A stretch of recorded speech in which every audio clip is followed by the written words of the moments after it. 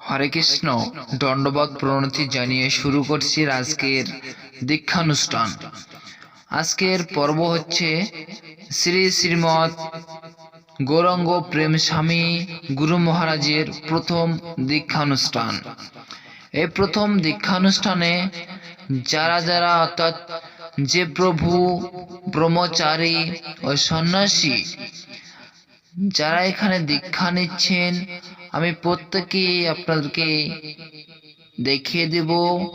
আপনারা এখানে দেখতে পারবেন যে যজ্ঞ অনুষ্ঠান করে প্রত্যেকে দীক্ষা দিচ্ছেন শ্রী শ্রীমৎ গৌরাঙ্গ প্রেম স্বামী গুরু মহারাজ।